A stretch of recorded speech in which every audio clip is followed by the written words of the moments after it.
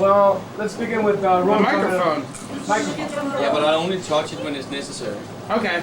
Well, can you like put it on the table where it's pointed at you?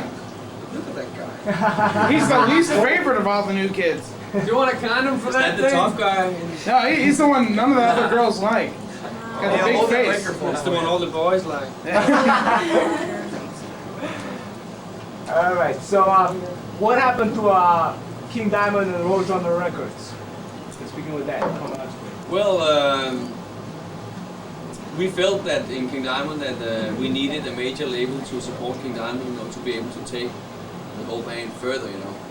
And it's like Roadrunner had done a great job, a really good job, you know, for a bunch of years, you know, from the start and bringing us up to a certain level, you know, and been supporting us all they could.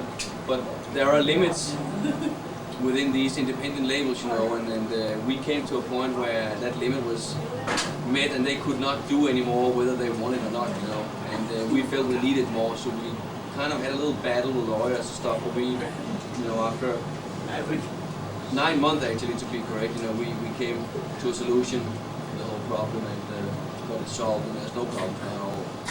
So it's you know, we have a lot to thank them for, of course, you know, and they've done a great job for us and all this stuff, you know, and I think we've done quite a good thing for them too, you know.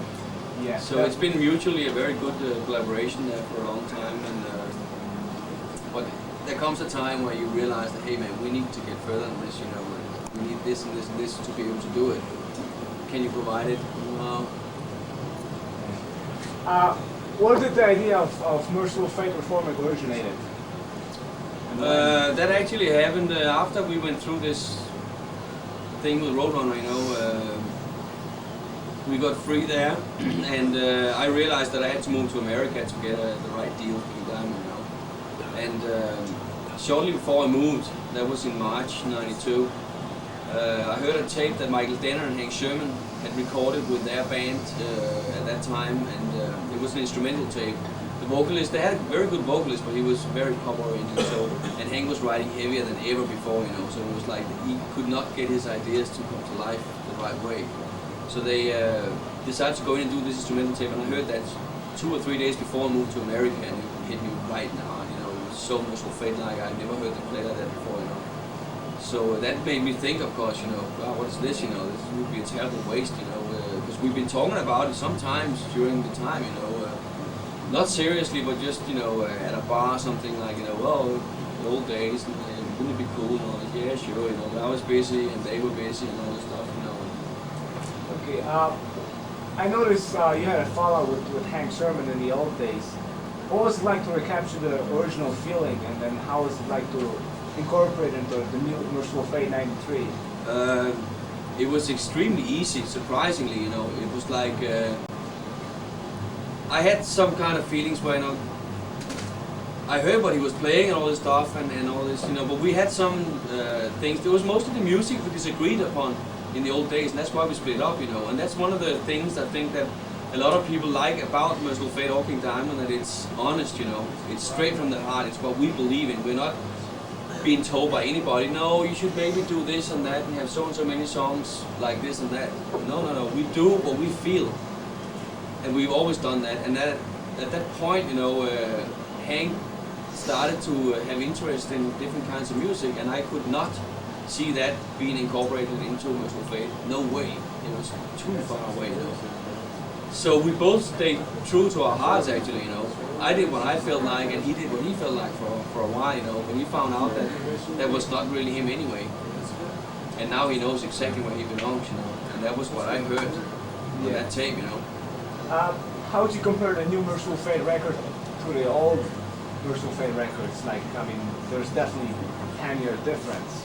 I think this album, the new one, In the Shadows, really captures the chemistry that Mercyful Fate had, you know, between the Mercyful Fate members, and that's another thing that was so easy when we started all over again. That when Hank came to Dallas, you know, we've been sending tapes forth and back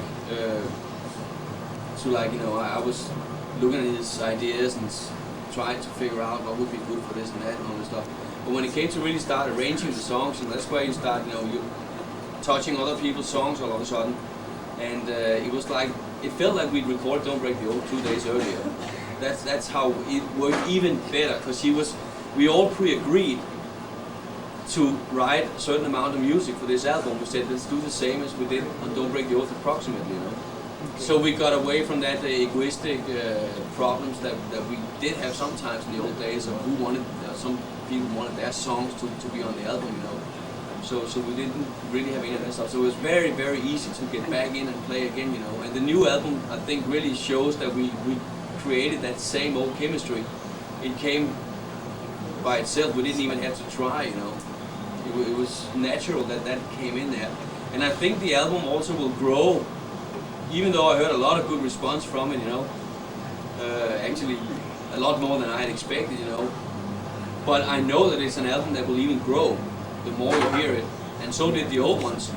It took a little time to get used to what was going on there, and finally, you know, you got it in, and it was like, oh yeah, this is what the album is actually about. You know? Okay. Do you see Mercyful Fate now as a format, as a long-running project, or something that's like a one-album tour type of deal? Oh, it's not a one-album tour deal. No.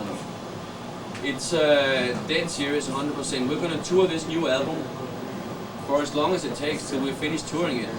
By that time, King Diamond should have a major deal. Hopefully, our lawyer will start shopping on that when Mercyful Fate goes on tour, so that we will be able to go in and record the King Diamond album that is already written and arranged, ready to be recorded as soon as Mercyful Fate has finished touring this new album. So then it'll be King Diamond's turn for a little while. But I already started writing material for the next Mercyful Fate album. I have one song complete finished, and another song is in the process, you know. So there's definitely going to be more Mercyful Fate, yeah. So definitely we expect more Mercyful Fate in time to come. Absolutely, yeah. Okay. 100%. What made you guys record in Dallas, Texas, which is a very unusual place, you know, as compared to Denmark and the entire European vibe which Mercyful Fate acquired in the previous releases, which were very strong trademark of the band? Yeah, I know, it's a thing, but it's so ingrown, you know. I don't change my musical style because I'm in America or Poland or wherever I am, you know. It's not going to change how I feel inside about music. So we had no problems there, you know. And recording in Dallas, yeah, I live there now, and it was convenient because most of the albums we've been testing on my stereo at home, you know. I have some big Infinity speakers, special stuff, you know, that I like to be able to go from the studio 20 minutes back, check up what does it really sound like, you know, because those studio monitors, they are so different from studio to studio, and you cannot count on them, you know. I've learned that definitely.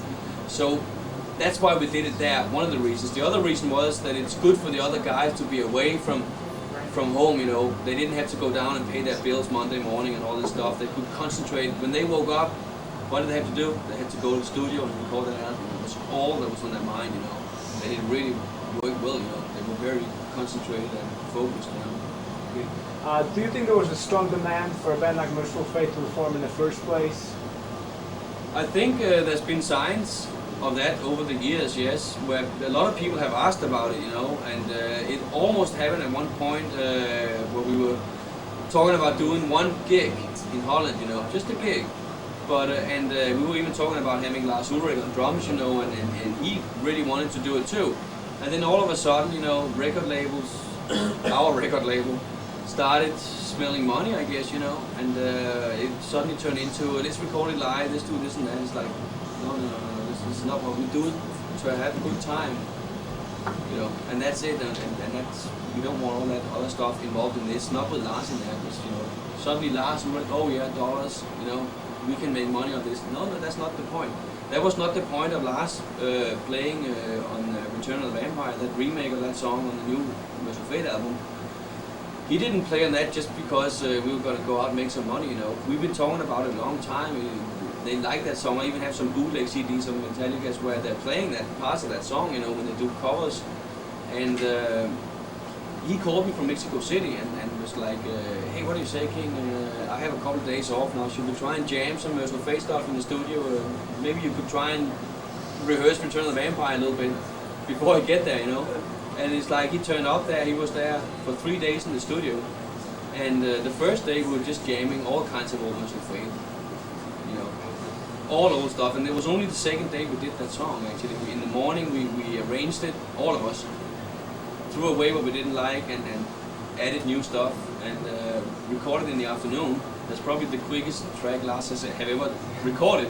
And it sounds great, I think, because it's so lively. It has a lot of live feel to it. It has that, I think it has captured that atmosphere we had in the studio when we did it, because we had such a great time, you know. How would you say the strongest connection between Lars Ulrik and you, King Diamond, and the rest of Mercyful Fate both coming from Denmark, which is your native country? Well, that has a lot to do with, of course, you know, when we're there, you know, you use your special sense of humor that goes within Denmark, you know. You got a chance to speak Danish, you know, full time to pretty much full time, you know, to all of us, you know, and just, you know, we have pretty cynical jokes, you know, and I guess you have them everywhere, but there's some special ones from Denmark, you know, that we really got into, you know, and just everything had just this.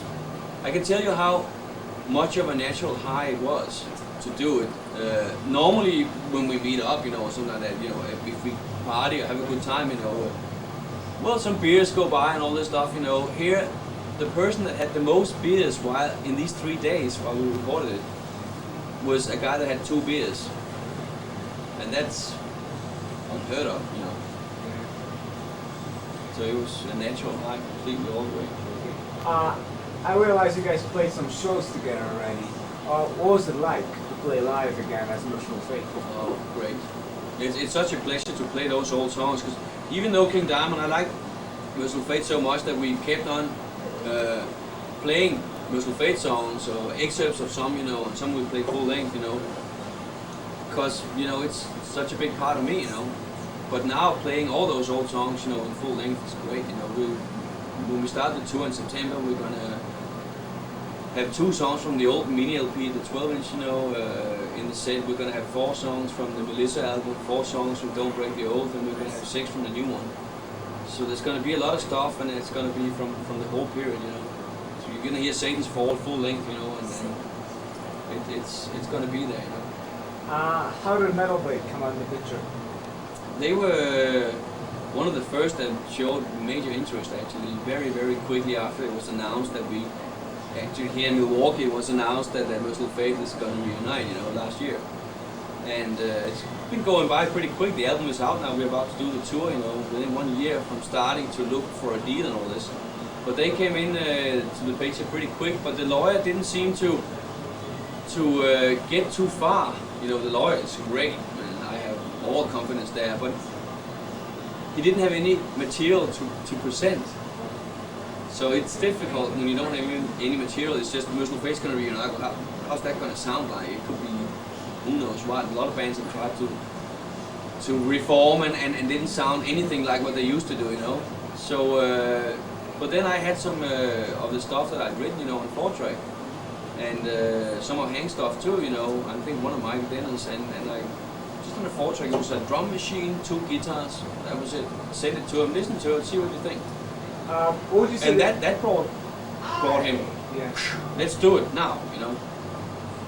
What would you say the major difference is between Mercyful Fate and King Diamond?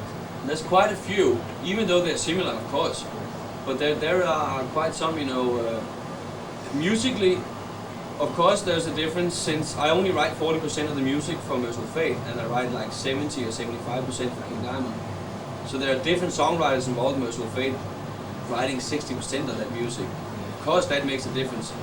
Then another big difference happens when you start arranging the songs, because that's where they come with inputs, what they like, or maybe this chorus should not be there so many times, or whatever, you know, or your solo should be double length, or whatever, you know.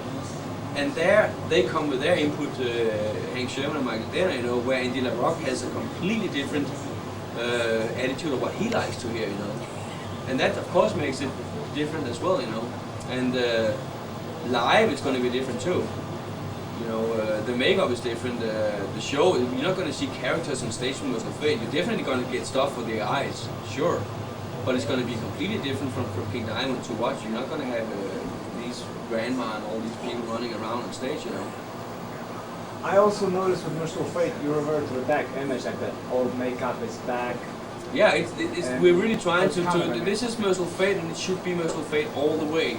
And that's also another thing when you come to the music, you know, okay, King Diamond has a lot of heavy stuff, and King Diamond is a guitar in the band, definitely. But I'd say Mercyful Fate is even more guitar-oriented, you know. You might find 60% of King Diamond stuff that could actually measure up to the heaviness of Mercyful Fate, you know, but then there's a lot of stuff that I use any instrument I like. Whatever fits a certain mood I want to underline, I'll use that instrument, you know. Whereas Mercyful Fate, that's guitars, and very little keyboards, for instance, you know. I noticed a lot of King Diamond members been getting into individual projects, like Andy LaRockstar on that's latest record, and then Snowy Shaw is involved in Torben Hosen band No, he was in How this project. Yeah, how's that working out? Well, no problems at all from my side. You know, it's been perfect.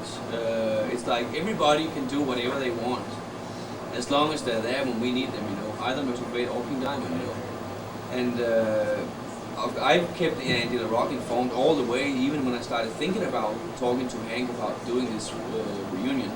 And Andy is one of the most professional-minded guys you can find in the business. He's just the coolest, absolutely. You know. And it's like, of course, man, go for it, you know, give it a shot, you know, we already had written the next album there, so we're just waiting to get the right deal. And he said, I'll keep busy, you know, and he did that with Def. I think it's great. And then he, right now, he's writing for a possible solo album. He has 8 songs that he's finished, and he wants to have 10 finished before he starts trying to shop for a solo album where he can get some of the stuff out that he might not be able to get out with King Diamond, you know. And I think that's great. You know, use the time for something constructive. Keeping with the King Diamond topic, how would you say the next album is going to be different from Conspiracy in the Eye, which were very tremendous albums? From what I've heard from people who heard those 4-track demos, there's a couple of them who had vocals too, you know, they have said to me that they felt that it sounded very much like Abigail, but with a twist of Conspiracy in there. But there are other things too, because there's always a progression, there's always new things. The Spider's Lullaby, the title track, is like, I have not heard that feeling in any of our songs before, you know. It starts with the classic horror kind of intro for that song, but then suddenly, you know, drums come in and you have an orchestra playing and full power guitars, no bass guitars, played by cellos, but it has a very unique atmosphere, the way it's put together, and it's not like you just start a song after an intro and go for it, because here we come back into the horror stuff again, you know, and then you come back into this other part which has all these different instruments. You know, it's hard to describe, but it's a very unique sound and atmosphere for that particular song. But it seems like it's getting heavier, harder, you know. It seems like that from what you had on the Eye. Yeah. Okay, we're here in Milwaukee at the Metal Fest, basically. You had like the first Metal Fest, and you've been present at the last one, introducing a few of the bands. What's your overall opinion, and what do you think of the Metal Fest as an event?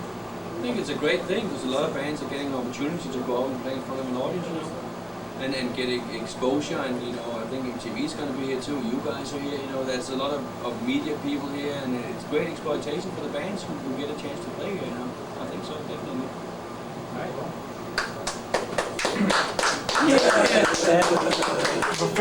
Before you leave, we if we could get a liner. Yeah. For Mind Melt. For what? For Mind Melt video. Sign the Mind cover too. Melt. And of course, we Yeah, gotta that's it. And we'll tie this in when Fate does tour. We definitely want to do like multi-camera kind of thing. With the full band. Yeah. Promote Cool, it as much yeah. as you can. Yeah. Cool. We'll be in Chicago. Stuff like this stuff. Yeah. If you could do like a hi, I'm King Diamond from Mercyful Fate, you watching Mind Mill Television, I'll be on whatever. That's fine. Anything you want to add? And That's you just know, the come basic- see us and- when I tour with Mercyful In Fate. September. Mind Mill. Mind Yeah, Mill. okay. Mind the Welt. Mind the Welt. Mind the Welt. Mind the Welt. Mind the Welt. Ah! Sing Okay. it like Abigail. You can do it in King Diamond voice, however you I desire. can sing it. Well, you can do it, man. Hey! You're the man! Give us a mind melt, like. Oh, come on. Great. Make it, we'll get another one. Mind melt! Give me my bone and I'll do it. What does he need? Remember the bone, the cross. Yeah, the cry. Oh, yes. I always see that on the pictures. Oh yeah? Grab the cow! Okay, you still feel Yeah. You guys ready? God, you're getting We'll edit crap. it. We edit everything. No, so. don't do that. We don't use the other stuff. Don't fucking edit it, man. Well, you never know. You guys ready? Manage. Yes. Let's hit it. Public access. Hi, this is King Diamond from Mercyful Fate, and you are watching Mind Melt. Right Higher, here, higher. Mind Melt. We're gonna go on tour in September, so you better watch out. If you're not there, I'm gonna dig up my old grandma from under the old oak tree, etc. You